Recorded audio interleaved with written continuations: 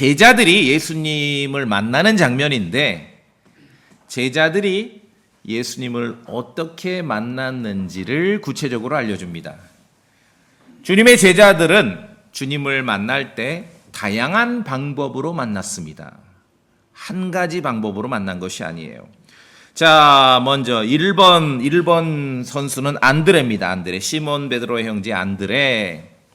자, 안드레는 예수님 제자이기 이전에 먼저 침례자 요한의 제자였습니다. 성경이 그렇게 증언을 하지요? 예.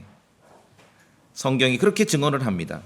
40절에 요한의 말을 듣고 그분을 따른 두 사람 중 하나는 안드레라고 했는데 37절로 가시면은 그 두 제자가 그의 말을 듣고 예수님을 따르므로. 자, 그러니까 안드레는 예수 그리스도의 제자이기 이전에 먼저 누구의 제자였습니까? 침례자 요한의 제자였습니다.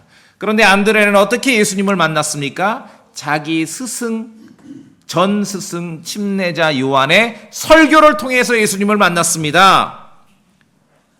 침례자 요한이 예수님을 보고서 어떻게 했습니까? 36절. 하나님의 어린 양을 보라. 하나님의 어린 양을 보라. 그러니까 침례자 요한의 설교를 듣고 그 중에 두 명의 제자가, 그 두 명의 제자 중에 한 명은 안드레입니다. 그 설교를 듣고 예수님을 따릅니다. 그래서 40절에 본대로 요한의 말을 듣고 예수님을 따른 사람 중에 하나가 시몬 베드로의 형제 안드레더라라고 성경은 기록하고 있습니다. 진실한 설교자의 증언을 통해서 예수님께 나오는 사람이 있습니다. 오늘 그 예가 1번 선수 안드레지요. 그 앞서 침례자 요한은 외쳤습니다. 세상 죄를 제거하시는 하나님의 어린 양을 보라. 예수 그리스도에 대해서 설교하고 증언할 때 그 증언을 들었던 제자 중에 하나가 안드레인데 안드레는 침례자 요한의 설교를 통해서 예수님을 만나게 된 것입니다. 그 유명한 요한복음 1장 29절에 세상 죄를 제거하시는 하나님의 어린 양을 보라. 이게 이제 한국 문법을 우리말을 국문을 못하는 사람들은 여기서 어쩌고저쩌고 그러면 29절 요 현장에서 지금 막 세상 죄를 짊어지고 예수님이 가시는 걸로 그렇게 오독을 하는데 본문은 그게 아니라 요한이 말한 건 동일합니다. 29절이나 36절이나 하나님의 어린 양을 보라. 그 말이에요. 하나님의 어린 양을 보라. 그분이 누구냐? 세상 죄를 제거하시는 분이다. 그 뜻이에요. 그렇죠? 자, 저기 김재근 형제를 보라. 누군데? 소망침례교회 목사야. 무슨 말인지 아시겠죠? 예, 성경을 정확하게 읽으셔야 됩니다. 1번 선수 안드레는 침례자 요한의 설교 증언을 통해서 예수님을 만났습니다. 자, 2번 선수 이제 시몬 베드로입니다. 시몬 베드로는 그의 형제 안드레를 통해서 예수님을 만났습니다. 41절 우리가 읽었지요? 그는 안드레지요? 안드레가 먼저 자기 형제 시몬을 찾아서 그에게 이르되 와, 내가 메시아를 만났다. 그래서 42절 정말 은혜로운 말씀이 나오죠. 뭐라고 되어 있습니까? 안드레가 그는 누구죠? 시몬 베드로죠. 누구에게 데려와요? 예수님께 데려오매. 안드레가 시몬 베드로를 예수님께 데리고 왔습니다. 자, 2번 선수 시몬 베드로는 예수님을 어떻게 만났습니까? 먼저 예수님을 만난 안드레의 증언을 통해서 예수님을 만나게 되는 거예요. 먼저 예수님을 만난 사람의 증언을 통해서 예수님께 나오는 사람도 있습니다. 특히 안드레가 대단한 거는요, 친형제를 데리고 왔어요. 이건 매우 인상적입니다. 여러분, 성경에서 친형제는요, 이제 구약의 창세기부터 읽어보면은 성경에 나오는 친형제는 늘 라이벌이죠. 시기하고 미워하고 다투고 심지어 죽이기까지 합니다. 그런데 우리가 요한복음에서 보는 친형제는 안드레는 지금 자기가 먼저 예수님을 만나고 제일 먼저 누구한테 가서 형제 시몬 베드로에게 가서 예수님을 증언하고 예수님께 데리고 오는 것이에요. 그래서 이 육신의 그런 육신의 혈육에게 그리스도를 알리고 하나님의 말씀을 전한다는 것은요, 이게 또 다른 사건입니다. 예를 들어 우리 이제 자매님들 계신데 남편의 혼을 위해서 기도하고 애쓰고 있는데 하나님 말씀에 남편은요, 아내의 그 행실을 통해서 그 남편을 얻을 수 있다라고 말씀하고 있는 거예요. 또 뭐 설교도 안 듣고 뭐 말씀 한번 들어보래도 안 듣고 하는데 성경이 뭐라고 그렇죠? 남편은 그 아내의 행실을 통해 얻을 수 있다. 자기 아내의 행실을 지켜본다 이거죠. 지켜본다. 그래서 안드레가 친형제 시몬 베드로를 예수님께 데려온 이 장면은 정말 매우 인상적이지요. 자, 그래서 2번 선수 시몬 베드로는 어떻게 예수님을 만났습니까? 먼저 예수님을 만난 안드레의 증언을 통해 예수님을 만나게 됩니다. 자, 오늘 이제 3번 선수까지만 할 거예요. 3번 빌립입니다. 빌립은 어떻게 예수님을 만납니까? 직접적으로 다른 사람의 도움 없이 직접 예수님을 만나. 예수님께서 직접 다이렉트로 빌립을 이끌어 주셨습니다. 물론 빌립은 안드레 베드로와 같은 도시 출신입니다. 평소에 이 형제의 모습을 지켜봤겠죠. 그들이 예수 그리스도를 만나고 그런 변화된 삶을 지켜봤을 것입니다. 그럼에도 그 현장에서 빌립이 예수님을 만나는 그 특정한 그 상황에서 때로는 다른 사람이 직접적으로 개입하지 않으면서도 예수님을 만나는 사람도 있다는 것이에요. 어떤 사람, 그런 경우가 어디 있습니까? 제가 아는 어떤 형제는 혼자 성경 읽다 구원받았어요. 물론 성경을 번역한 사람도 있고 만든 사람도 있고 배달한 사람도 있고 돈 받고 판 사람도 있겠지만, 그러나 이 형제가 예수 그리스도를 만나는 그 특정한 상황에서는 지금 직접적으로 사람이 개입한 게 아니죠. 빌립과 같은 케이스도 있다는 겁니다. 직접 성경을 읽거나 아니면 전도들을 읽고 이렇게 예수님을 만나는 경우도 있어요. 예전에 그 초기에 우리가 그 지옥 책자를, 그게 다 이제 전주에서 나간 거거든요. 우리 국내에 그걸 뿌렸는데 아직도 안 잊혀져. 전화가 왔어요, 교회로. 여기 아직도 있는 교회 어느 시내 무슨 성결교회 자기 권사래. 어떤 일이, 자기가 지금 목사님 교회에서 뿌린 이 책자를, 지옥 책자를 읽었는데 무릎이 달달달 떨립니다. 무슨 말씀이에요? 그렇죠? 하나님의 말씀을 받아들인 거예요. 복음을 받아들이고 예수 그리스도에 대해서 이야기했을 때 그 권사님이 지금 그리스도를 만나는 그 특수한 상황에서는 직접적인 어떤 사람이 개입하지 않았죠. 그러니까 본인이 읽으면서도 그리스도를 만날 수 있는 것이에요. 자, 그래서 오늘 요한복음 1장에서 제자들이 예수님을 만났는데 3명의 선수가 등장하는데 사실은 다 달라요.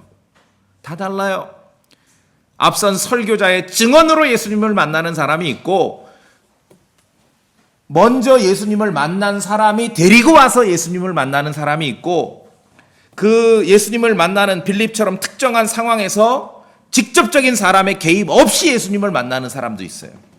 제자들은 모두 동일한 주님을 만났고 동일한 예수 그리스도를 만났습니다. 그런데 방법은 다 다른 거예요. 방법은 설교를 통해서, 먼저 주님을 만난 사람을 통해서 눈에 띄는 사람의 개입 없이도 예수님을 만나는데 공통점은 모두 동일하신 예수 그리스도와 만난 것입니다. 제자 한 명이 어떻게 예수 그리스도와 만났는지는 매우 소중한 경험이고 다른 사람에게 은혜롭게 이야기할 수 있습니다. 당연하지요. 자, 그런데 기억하십시오. 하지만 안드레 제자나 시몬 베드로 제자나 빌립 제자의 경험 중 어느 한 가지를 표준으로 삼을 수는 없다는 것이에요. 그 누구도 내가 경험했듯이 당신도 똑같은 경험으로 주님을 만나야 한다라고 강요할 수 없습니다. 그런데 거진 그러고 있어요. 그렇죠? 거진. 위대한 어느 설교자나 목사가 나타나거나 위대한 어떤 전도자가 나타나고 훌륭한 구원 간증을 하는 사람들이 나타나면은 다 그렇게 예수님을 만나야 되는 것처럼 다 그렇게 얘기하고 있어요. 그건 성경을 보더라도 다르다는 것이죠. 다릅니다. 누군가 자기가 경험한 은혜롭고 소중한 그러한 경험 대단하죠. 그러나 이건 나에게 주신 은혜로운 소중한 경험이지 그것을 표준으로 삼으면 안 돼요. 만약에 어떤 사람이 나와서 자기가 경험한 한 가지 방법으로만 구원에 이를 수 있다라고 가르친다면 그건 매우 잘못된 주장이지요. 자, 여기 이제 뭐 여러 제자들이 예수님을 만나는 다른 여러 가지 유형이 있지만 오늘 본문에서는 세 가지. 1번 선수 안드레, 2번 선수 시몬 베드로, 3번 선수 빌립. 되게 케이스 적용되죠? 1번 있으시죠? 1번. 그리고 2번도 있고요. 3번도 있고요. 자, 우리 얘기를 해봅시다. 여러분이 이제 신앙생활 하다가 어느 날 킹제임스를 알았습니다. 킹제임스 성경을. 그리고 킹제임스 성경을 알고 읽다가 아하, 지역교회까지 이렇게 결정을 해서 참여합니다. 근데 그 과정의 경험이 다양합니다. 어떤 분은 어떻게 킹제임스 성경 아셨어요? 다른 목사의 설교를 통해 알았습니다. 그렇죠? 안드레 비슷합니다. 또 어떻게 킹제임스 성경 아셨어요? 이미 킹제임스 성경을 읽고 있는 킹제임스 성경을 알리고 있는 교회에 참여하는 성도를 통해 알았습니다. 그렇죠? 시몬 베드로죠? 어떻게 킹제임스 성경을 아셨어요? 글쎄요, 저는 뭐 누가 알려준 건 아니고 필립처럼 눈에 띄는 그 특정 상황에서 사람의 관여는 없지만 자기 손에 들어온 여러 가지 정보와 지식을 접하면서 저는 책자를 읽다가 확신을 얻었습니다. 그런 분이 있죠? 그럼 내가 속으로 가로 열고 그 책자 배달 내가 했는데 그렇죠? 그러나 그 특정 상황에서는 인간의 개입이 없을 수 있다는 것. 빌립처럼 우리에게 자유를 주신 예수 그리스도께서 각 사람 안에 은혜로운 복음을 들으면서 혼이 구원받는 과정이나 또 구원받은 성도가 정말 말씀에 갈급함이 있어 보존된 성경, 킹제임스 성경을 알아가는 과정이나 또 홀로 있지 아니하고 같은 동질의 믿음을 가진 동료들을 찾아 나서서 지역교회에 참여하게 되는 과정이나 우리에게 자유를 주신 예수 그리스도께서 각 사람 안에서 최적의 방법으로 일하시고 역사하십니다. 왜냐하면 우리의 특징과 성품을 아시기 때문에. 개중엔 그런 분도 있잖아요. 내가 누구 말을 들어서 움직일 사람은 아니야. 그러면 빌립과 같은 경험을 하신 거죠. 그렇죠? 귀가 항상 열려 있어. 나는 누가 나에게 얘기해 준 금방 들어. 그 시몬 베드로죠. 와서 안드레가 얘기하니까 바로 행동한 것이죠. 고린도전서 12장 6절 말씀에 활동들은 여러 가지나 모든 것 안에서 모든 것을 행하시는 같은 하나님이 계시느니라. 여러분 믿으시죠? 활동은 여러 가지입니다. 예수님을 만나는 그 활동, 킹제임스 성경을 만나게 되고 지역교회에 참여하게 되는 활동도 여러 가지입니다. 그런데 모든 것 안에서 모든 것을 행하시는 하나님께서는 동일하시고 같으신 분이라는 거, 우리가 여기에 진리의 말씀에 굳게 서야 됩니다. 주의 영께서는 다양한 방식으로 각자에게 말씀하십니다. 이거를 이제 똑같게 그게 이제 종교가 되는 거예요. 획일화시키고. 그렇죠? 어느 교회, 어느 도시에 어느 교회 가면은 예수님을 만난 그 고백, 간증을 하는 것도 똑같아. 공식이 있어. 1, 2, 3, 4, 5. 1, 2, 3, 4, 5가 돼야 되는데 1, 2, 4, 5 그러면 이 사람은 탈락. 그건 성령님께서, 주의 영께서 일하시는 방식이 아니라는 거예요. 똑같이 만들면 안 돼요. 그래서 우리가 믿음 안에 정말 성경을 알고 교리를 알고 신앙생활 한다는 게 뭡니까? 자유를 누리는 것이죠. 자유. 주의 영께서 일하시는 다양한 방식을 받아들이는 것이에요. 다른 형제자매들이 여러 모습으로 때로는 각자의 그런 본성이나 각자의 그런 육체적 면, 육신적 면하고 어긋나고 이렇게 좀 마음에 안 들 수 있어요. 그런 걸 받아주는 게 여러분의 신앙이 성숙해 가는 거예요. 그렇죠. 그러니까 이제 이게 아직 좀 신앙 영적 경험이 별로 없을 때는 예배당에서도 딱 만나면 너 이렇게 누가 행동하면 거슬르거든요. 그럼 바로 쫓아가서 얘기를 하는 거예요. 그럼 그 사람은 개선되고 나는 그럴 것 같은데 아니요. 그래서 절대로 신앙생활 성숙 못합니다. 그냥 받아주는 겁니다. 아하, 활동들은 여러 가지나 동일한 주님께서 역사하시는구나. 그렇게 해서 믿음 안에 자라날 수 있는 것입니다. 자, 이때 다시 본문으로 오시면 안드레든 시몬 베드로가 예수님을 첫 번째로 만나는 이 장소를 기억해 두십시오. 유대고 요르단강 근처였습니다. 지금 이제 침례자 요한에게 침례 받으면서 이 상황이 펼쳐진 것이거든요. 28절에 이 일은 요한이 침례를 주던 곳인 요르단강 건너편 베다바라에서 이루어졌더라. 쭉 이제 유대 땅입니다. 유대 땅. 그리고 43절에 보니까 그 다음날 예수님께서 갈릴리로 나가려 하시다가 자 이제 이동하시는 거예요. 갈릴리로. 그래서 여러분 성경 읽으실 때요. 수시로 지도를 보셔야 돼요. 수시로. 어떤 그 지리 감각이 있어야 좀 성경을 좀 더 정확하게 이해합니다. 자, 그래서 오늘 다양한 방법으로 예수님을 만났는데 안드레와 시몬 베드로와 빌립이 예수님을 만나는 이 장면은 어느 지역에서 벌어진 것인가? 유대 땅 요르단강 근처에서 이루어진 것입니다. 그리고 나서 이제 주님께서 갈릴리로 이동을 하시죠. 갈릴리로. 오늘 본문에서 여러 제자가 주님을 만났습니다. 안드레, 시몬 베드로, 빌립. 그리고 이름은 실명은 나오지 않았지만 침례자 요한의 2명의 제자 중 1명은 이 요한복음을 기록한 요한이 거의 확실합니다. 이 중에서 안드레와 요한이 주님을 만난 이름이 드러나지 않은 침례자 요한의 2 제자가 침례자 요한의 설교를 통해서 주님을 만난 그 경험은 매우 차분하고 조용하고 개인적이었습니다. 자, 본문 보세요. 39절. 우리 성도님들은 오늘 본문 중에서 어떤 내용이 가장 인상 깊습니까? 저는 사실은 39절이 그렇습니다. 이제 침례자 요한의 설교를 듣고 안드레와 이름이 드러나지 않은 또 다른 제자 둘이서 주님을 따러 갑니다. 39절. 그분께서 그들에게 이르시되 그 2명의 제자죠? 와서 보라 하심으로 그들이 가서 그분께서 거하시는 곳을 보고 그날 그분과 함께 머물렀으니 이 2 제자 안드레와 또 다른 제자와 예수 그리스도께서 그날 함께 했던 것이에요. 대단한 경험이죠. 안드레와 또 다른 제자가 주님을 만난 이 경험은 매우 차분하고 조용하고 개인적이었습니다. 자, 그런데 시몬 베드로, 안드레, 요한은 시몬 베드로, 이제 빌립은 좀 이렇게 빼고 얘기할게요. 왜냐하면 이제 등장인물 중심으로 우리가 봐야 되니까. 시몬 베드로, 안드레, 요한은 또 다른 상황에서 주님과 다시 만납니다.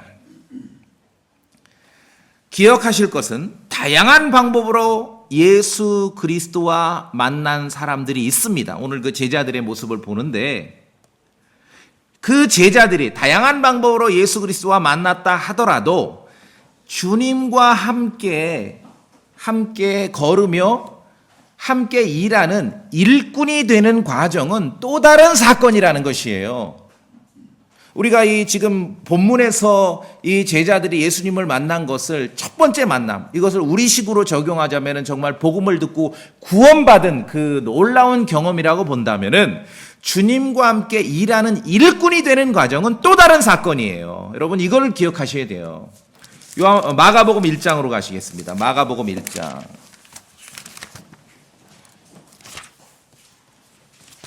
마가복음 1장.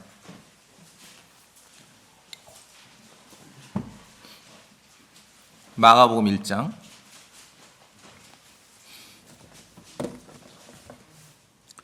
16절. 마가복음 1장 16절 같이 읽을까요? 저랑 한편. 마가복음 1장 16절입니다. 시작. 한편 그분께서 갈릴리 바닷가를 걸으시다가 시몬과 그의 형제 안드레가 바다에 금을 던지는 것을 보셨는데 그들은 어부더라. 자, 시몬과 그의 형제 안드레를 만나시는데 중요한 건 장소입니다. 어디서 만납니까? 어디서 만나요? 갈릴리 바닷가.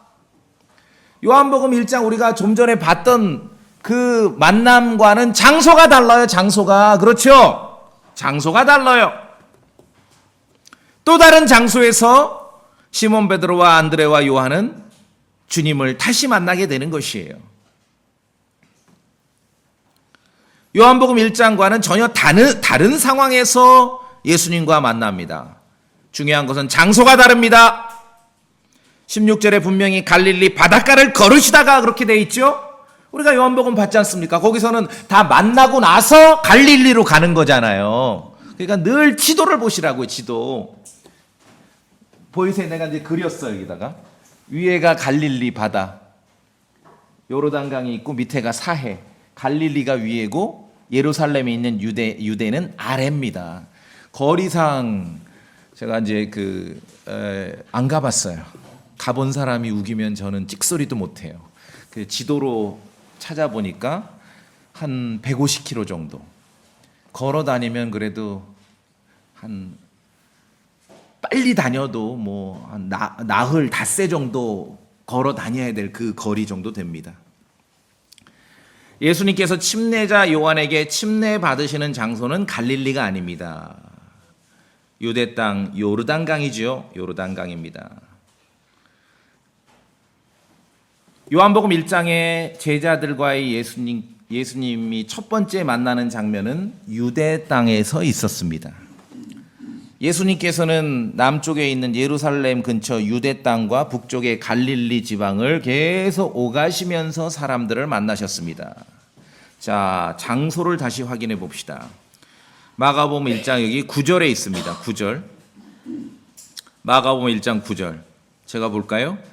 그 당시에 예수님께서 갈릴리의 나사렛으로부터 오사 어디로 와요? 요르단강 속에서 요한에게 침례를 받으시고 어디로 온 거예요? 요르단강가로 온 거예요.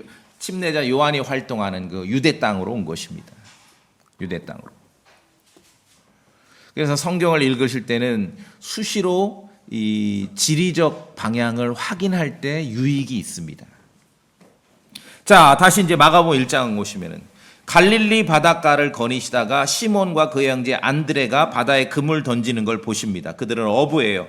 이때 그 유명한 말씀. 그들에게 이르시되 너희는 나를 따라오라. 내가 너희를 사람들을 낚는 어부가 되게 하리라. 우리가 노래도 해죠. 노래 뭐 I will make you fishers of men. 내가 사람 낚는 어부가 되게 하겠다. 사람 낚는 어부가 되겠다. 자, 우리가 좀 믿음 약간 잘 모르는 척하고 성경도 믿음 없는 척하고 상식적으로 봅시다. 상식적으로. 갈릴리 바닷가를 딱 가는데 어부 2명이 그물을 던지고 있어. 근데 지나시다가 야, follow me. 내가 너희를 사람 낚는 어부가 되게 할 거야. 그러니까 이 어부 2명이 그 자리에서 그물을 버리고 주님을 따랐어. 유명하지요. 근데 여러분 기억하셔야 됩니다. 이게 아무 맥락 없이 느닷없이 막 일하는 시몬 베드로하고 안드레를 보고 follow me. 이게 맥락이 없으면은요 사람들에게 이거는 정말 말도 안 되는 장면인 것이에요. 근데 요 내용을 저도 목사지만 목사들은 좋아해요. 왜냐하면 성도들에게 얘기하기가 좋고 여러분 뭐 따지지도 않고 그냥 무조건 순종했습니다. 그렇게 하시기 바랍니다. 그러면 아멘 하죠. 이게 맥락이 없으면 안 된다는 거예요. 우리가. 자, 마가복음 1장에서는 이번에는 침례자 요한이 침례 줬던 그 요르단강이 아니라 갈릴리 바닷가입니다. 장소가 달라요. 장소가.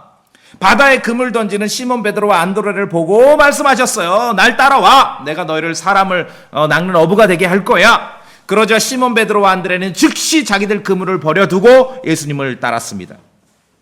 그리고 19절에 보니까 조금 더 가시다가 보니까 이번에는 야고보와 요한을 보셨는데 그들은 배에서 그물을 수리하고 있었어요. 예수님께서 그들도 부르셨어요. 그러자 야고보와 요한도 아버지와 배를 버려두고 예수님을 따랐어요. 사실 관계는 틀린 얘기가 없지만 요 단락을요 이 땅의 목사들만 좋아해요. 참 좋죠? 군소리 없이 예수님 나 follow me. 아멘. 따르셔야죠. 느닷없이 부른 상황이 아닙니다. 우리가 요한복음 1장 오늘 본문에서 봤죠. 이미 유대 땅에서 예수님을 만났습니다. 만났어요. 이미 만났어요. 그리고 안드레와 요한은 정말 개인적이고 은밀한 그러한 만남이 이루어졌어요. 그 예수님께서 거하시는 곳까지 갔던 거 아닙니까? 그렇죠? 그 놀라운 교제의 날이 있었다는 것이죠. 맥락 없이 즉각적으로 순종하고 주님의 부르심에 따라 나서야 된다는 가르침이 많이 있습니다. 뭐 사실관계로는 틀린 얘기가 아닌데 제가 볼 때는 교회를 성경이 가르치는 추구하는 교회가 아니라 교회를 아마 대부분 요 본문을 가지고 어떤 주님의 제자 되기를 강조하고 이런 분들은 교회를 자원봉사 기관으로 아는 것 같아요. 오늘 다 우리 봉사 부서 나눌까요? 교회 가면은 어느 봉사 부서에서 활동하시겠어요? 교회를 자원봉사 기관으로 알아요. 자원봉사. 필요한 업무가 있고 인력이 있는데 성도들이 각자 감동받고 결단해서 봉사하면은 좋은 것이고, 근데 그게 안 돼.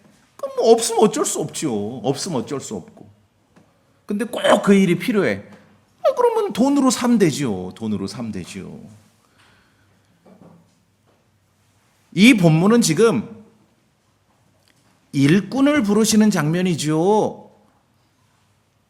17절 보세요. 17절. 1장 10절 같이 읽어보겠습니다. 시작. 예수님께서 그들에게 이르시되 너희는 나를 따라오라. 내가 너희를 사람들 낳는 어부가 되게 하리라.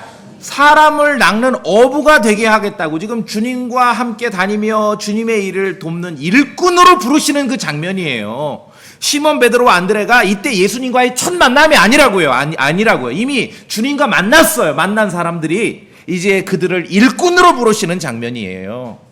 사람을 낚는 어부가 되게 하겠다. 사람을 낚는 fishers of men, fishers of men. 사람을 낚는 어부. 이것을 우리가 은유라 그러고 메타포라 그러죠. 자, 제가 이제 타임라인을 정리해 드릴게요. 시몬 베드로, 안드레, 요한은 이미 예수님을 만났습니다. 만났어요.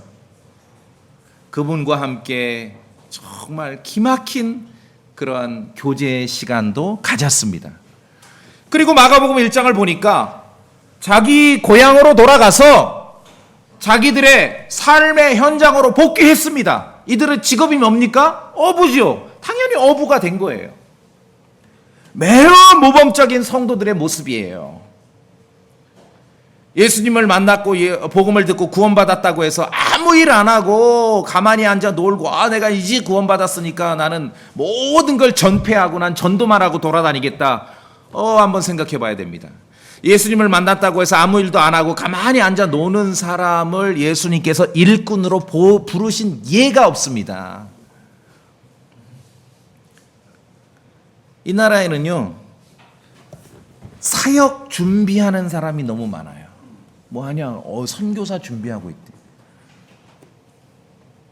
다행히 그러면서 자기 삶의 현장에 임하고 있으면 다행인데 사역을 준비하고 선교사를 준비한다고 하면서 먹고 놀아?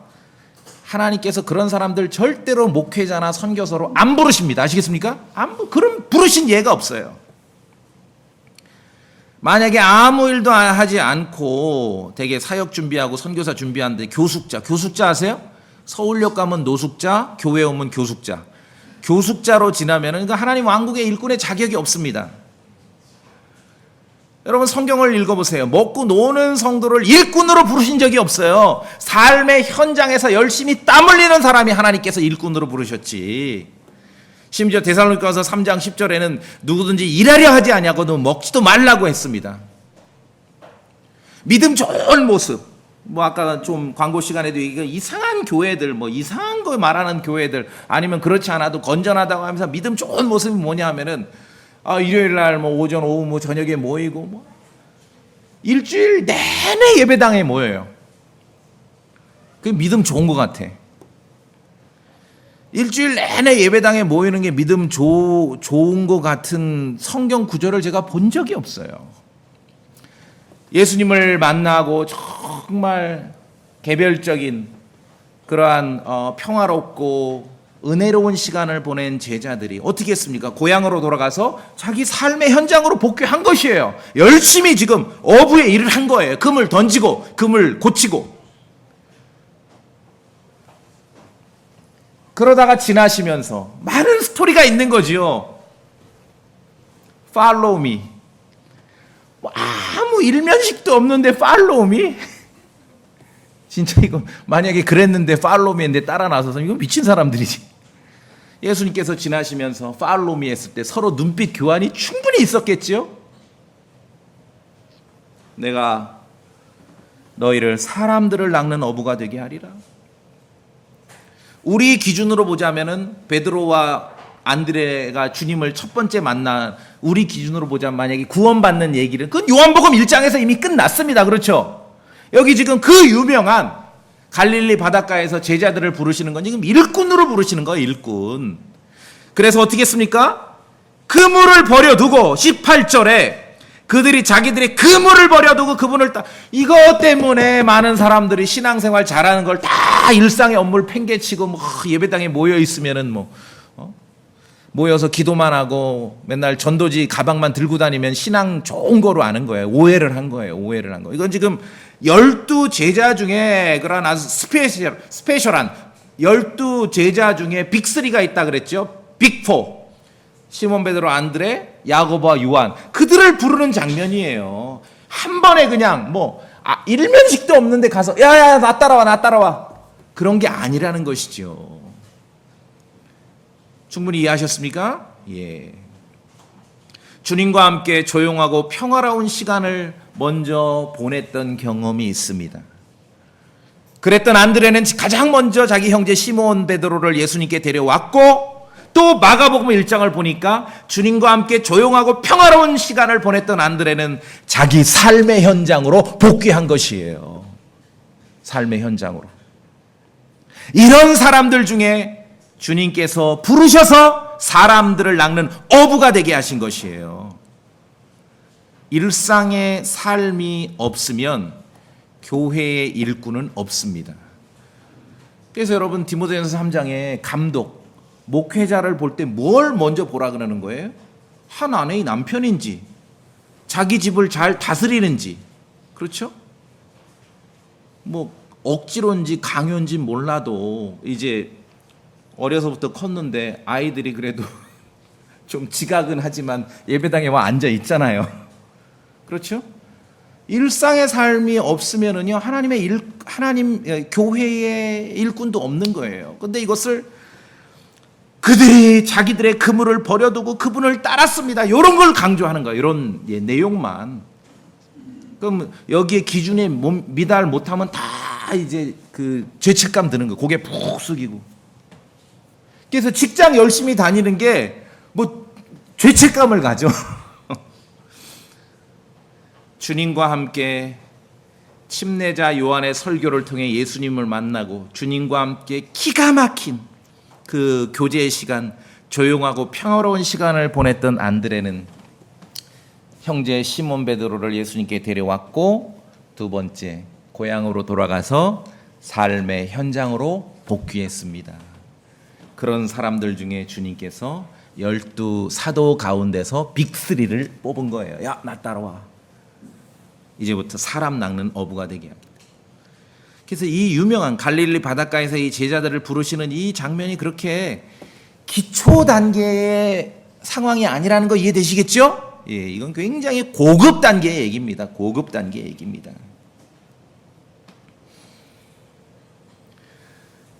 또 말씀드릴 것은 부르심을 받아 일꾼으로 나섰습니다. 이제 제자들이 시몬 베드로, 안드레, 야고보와 요한이 그물을 내팽개치고 예수님을 따라 나섰습니다.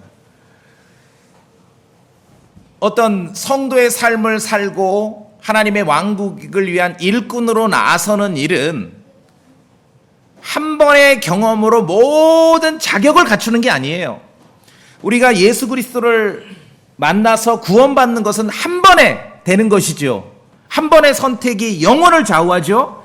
그러나 성도의 삶을 살아가고 또는 교회의 일꾼으로, 복음의 일꾼으로, 말씀의 일꾼으로, 하나님의 왕국의 일꾼으로 살아가는 것은 한 번의 결정과 한 번의 결단이 평생 가게 되는 게 아니라는 거예요.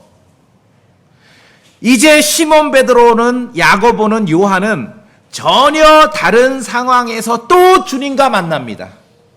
누가복음 5장을 보세요.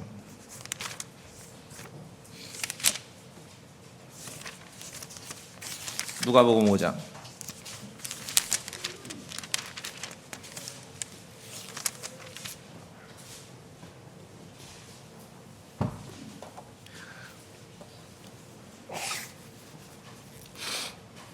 (5장 1절에) 사람들이 하나님의 말씀을 들으려고 그분께 밀려들 때 그분께서 게네사렛 호숫가에 서 계시다가, 이제 호수 이름이 뭐 이것저것 바뀌는데 다 같은 동네입니다.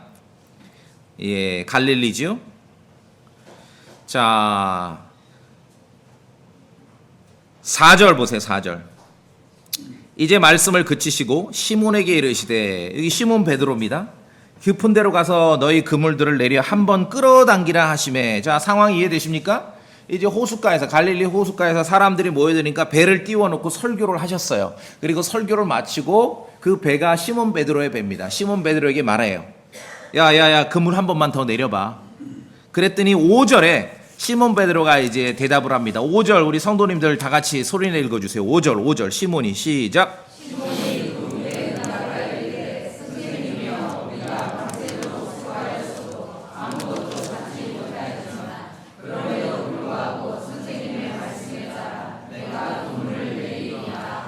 마가복음 1장에서 그물 팽개치고 예수님 따라갔던 시몬이 여기 지금 밤새도록 다시 또 그물질하고 있네. 상황이 되십니까? 마가복음 1장에서 분명히 팔로미, 내가 널 사람들을 낚는 어부가 되게 할 거야. 그물 팽개치고 따라 나섰죠. 근데 누가복음 5장에 보니까 또 그물질하고 있네. 다시 한 번의 결단과 한 번의 결심으로 모든 게 다 끝나는 게 아니에요. 사람들이 이걸, 성경을 잘 나누어서 이해를 해야 됩니다. 우리가 복음을 듣고 믿고 구원받는 것, 하나님의 자녀가 되는 것은 일생에 한 번의 선택으로 가능하지만 성도로서의 삶, 혹은 일꾼으로서의 삶을 살아가는 것은 한 번의 결정과 한 번의 결단으로 평생 가는 게 아니에요. 제자들은, 특히 시몬 베드로는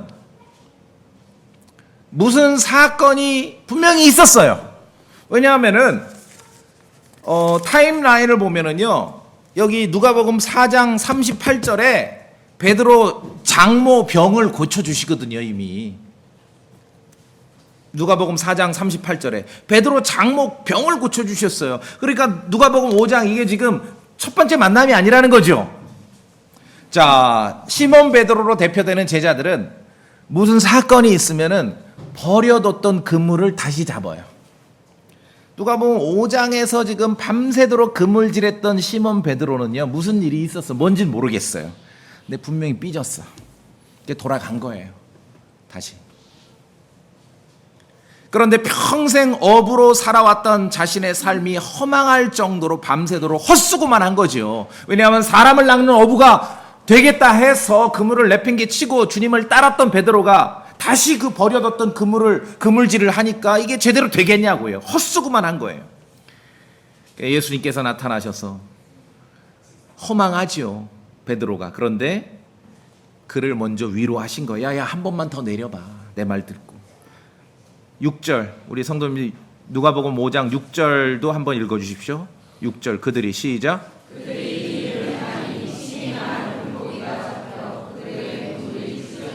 예, 엄청나게 많은 물고기가 잡은 거. 한 방에 예수님을 말씀 듣고 그물을 내려서 그 고기를 잡은 거예요. 예수님께서 시몬 베드로에게 그물이 찢어질 정도로 물고기를 잡히도록 해주셨습니다.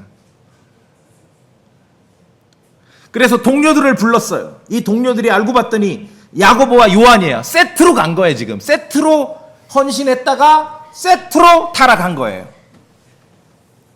동료들을 불러서 고기를 이제 다 잡았어요. 그랬는데 8절에 보시면은 아주 이상한 상황이 펼쳐집니다. 제가 봅니다. 시몬 베드로가 그것을 보고 예수님의 무릎 앞에 엎드려 이르되 오 주여 내게서 떠나소서 나는 죄 많은 사람이니이다 하니 무슨 일이 있었구나. 그렇죠. 그물을 팽개치고 갈릴리 바닷가에서 주님을 따라 나섰던 시몬 베드로 그리고 야고보 요한이 누가복음 5장에서는 다시 그물질을 하고 있어. 예수님께서 그들의 밤새도록 노력이 허사가 되고 허망한 일을 경험했는데 그들에게 많은 물고기를 잡을 수 있도록 이렇게 지시를 내려주셨어요. 그들이 많은 물고기를 잡고 나자 시몬 베드로가 예수님 앞에 엎드려서 오 주여 내게서 떠나소서 나는 죄 많은 사람이니이다. 무슨 스토리가 있었다는 걸 아시겠죠? 예. 성도는 주님의 은혜와 능력을 체험하게 되면은요, 사람 앞에 우쭐대기보다는 시몬 베드로처럼 자기 자신에 대해서 제대로 평가하게 되는 거예요. 내가 죄 많은 사람입니다. 그러니까 무슨 일이 있었기 때문에 버려뒀던, 마가복음 1장에서 버려뒀던 그 그물을 다시 들고 그물질을 한 거예요. 근데 이제는 과거와는 달라요. 그걸 버려두고 예수님께서 이제는 물고기가 아니라 사람을 낚는 어부가 되게 할 거다라고 하셨기 때문에 돌아가봐야 평생을 전문 어부로 살았지만 이제는 실패라는 거예요. 그 삶은 돌이킬 수 없기 때문에 주님께서 그들에게 오셔서 그들을 위로하시고 능력을 발휘하시고 은혜를 베푸시자 시몬 베드로가 정신이 번쩍 든 거죠. 오 주여 내게서 떠나서서 나는 죄 많은 사람이니이다. 여기에 야고보와 요한 같이 있었습니다. 그러자 10절 중간 둘째 줄 보세요. 예수님께서 시몬에게 이르시되 두려워하지 말라. 이제부터는 네가 사람들을 낚으리라 하시니. 같은 말씀이죠. 일꾼이 되는 거는요, 한 번의 결심과 한 번의 결정과 한 번의 경험으로 되는 게 아니에요.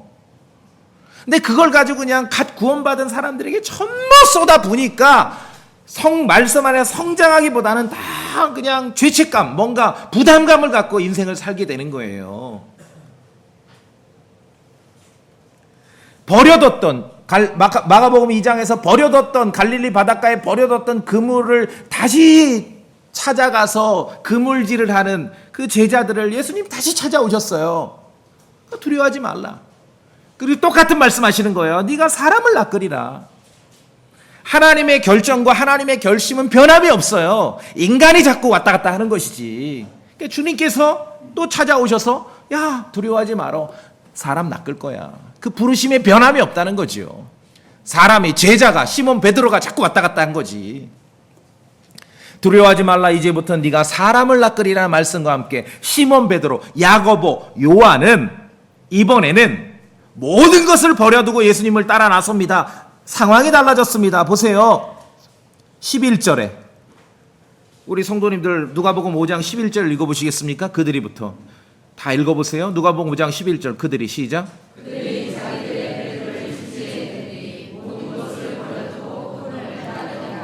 뭘 버렸습니까? 아까 첫 번째 갈릴리 바닷가에 뭘 버렸어요? 그물만 버린 거거든요. 그물만. 이제 모든 걸 버려두고. 이게 어떤 우리 식으로 적용하자면 주님과의 첫 만남, 구원받는 그 장면과 구원받은 성도가 교회의 일꾼이 되거나 복음의 일꾼이 되거나 성도로서의 말씀에 순종하며 살아가는 삶을 살아가는 거, 그걸 막 그냥 뒤 섞어 놓고 한 방에 무슨 일이 되는 것처럼.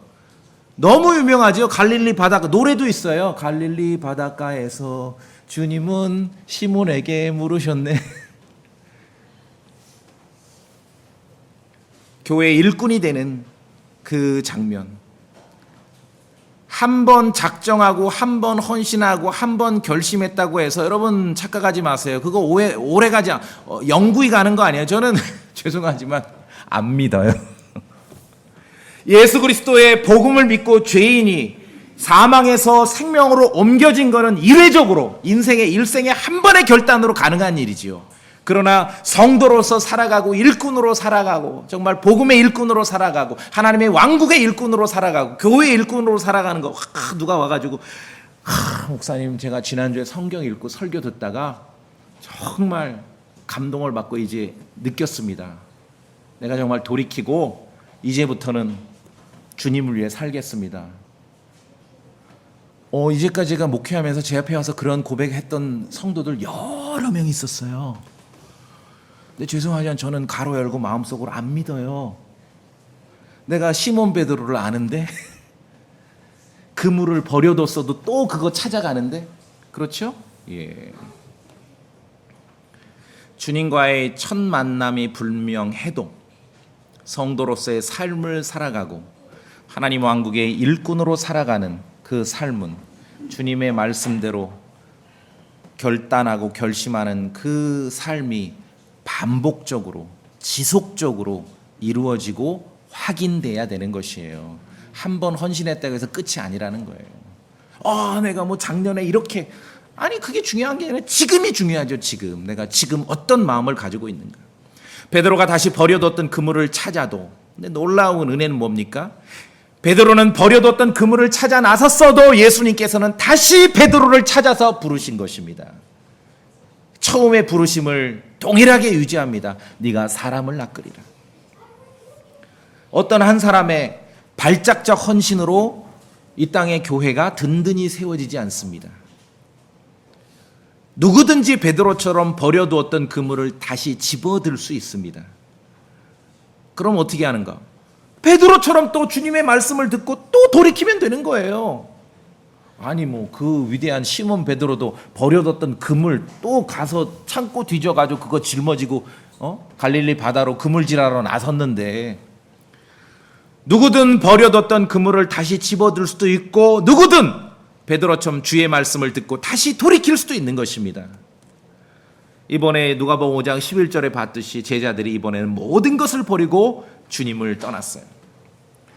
베드로와 요한이라 할지라도 한 방에 한 번의 결정으로 실력 있고 능력 있는 제자가 된 게 아닙니다.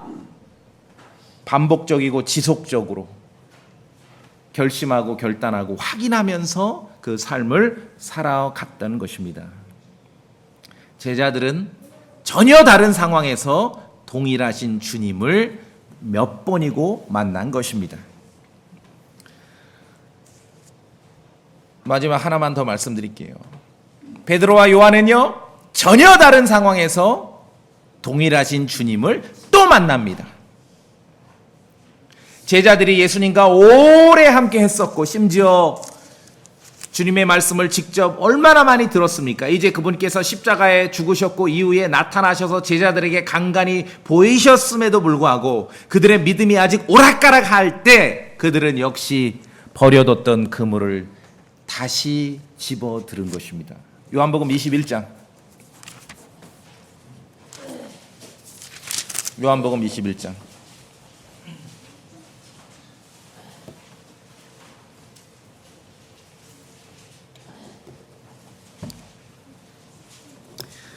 (21장) 1절에 장소가 어디입니까? 티베리아 바다. 네, 지도를 늘 보시라고요. 갈릴리만 아는데 이름을 요리조리 바꿔가면서 성경은 기록합니다. 장소는 같습니다. 거기에 2절에 보니까 시몬 베드로, 디두모라는 도마, 갈릴리 가나 출신 나다나엘, 세베대의 아들. 세베대의 아들은 야고보와 요한이지요. 예. 근데 3절입니다. 요한복음 21장 3절. 요한복음 21장은 지금 그리스도께서 십자가에 죽으셨고 심지어 부활하신 이유입니다. 간간히 제자들에게 나타나셨을 때입니다. 21장 3절. 우리 성도님들 다 같이 읽어보시겠어요? 21장 3절. 시몬 베드로 시작.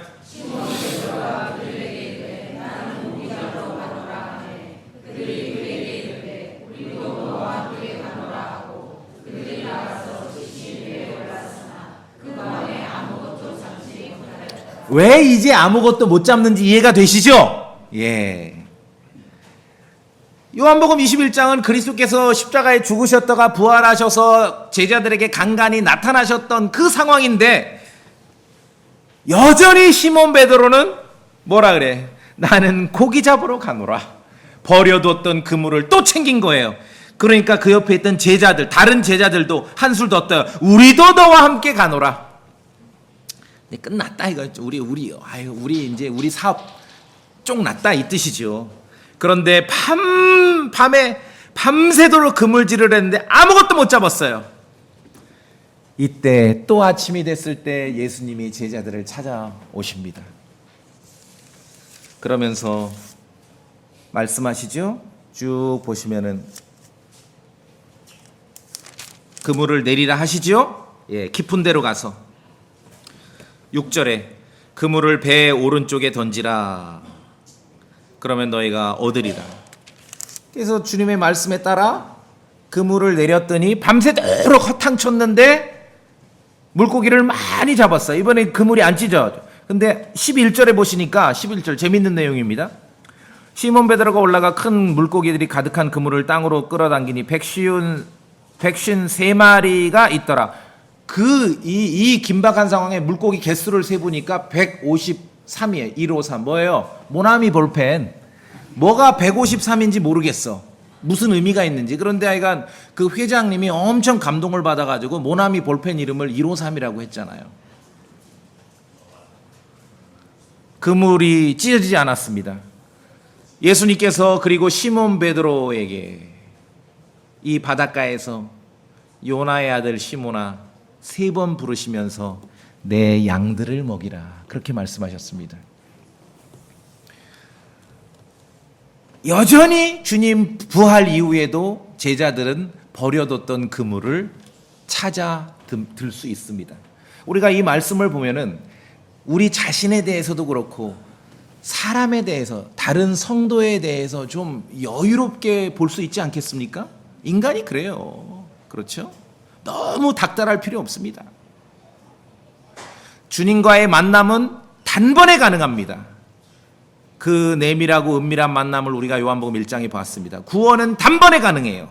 그러나 성도로 삶을 살아가고 일꾼이 되고 제자가 되고 어린 양, 하나님의 어린 양을 먹일 줄 아는 사람이 되는 것은 말씀 안에서 지속적으로 성장하고 지속적으로 변화해야 가능한 것이에요. 때때로 좌절하고 때때로 버려뒀던 삶으로 되돌아갈 수도 있습니다. 그러나 말씀 안에 또 되돌리면 되는 것이죠. 되돌리면 되는 것이. 구원은 단 한 번의 경험으로 가능하지만 성도로서 우리가 살아가는 것은, 일꾼으로 살아가는 것은 반복적인 확신과 확인이 필요한 사건이라는 것이에요. 그것이 오늘 제자들과의 주님과의 만남, 또 다른 상황에서의 만남을 통해 우리가 확인할 수 있는 것입니다. 이 속에서 우리가 알 수 있는 건 뭡니까? 결코 제자들을 향해서, 시몬 베드로를 향해서 예수님께서 먼저 포기하시는 일은 없죠. 예, 포기하시는 일은 없어요. 네가 버려뒀던 그물질 해봐야 이제는 소용없어. 허탕이야. 내 말대로 하면 고기를 잡을 수 있어. 근데 이제 사람 낚는 어부가 되라, 이 말씀이죠.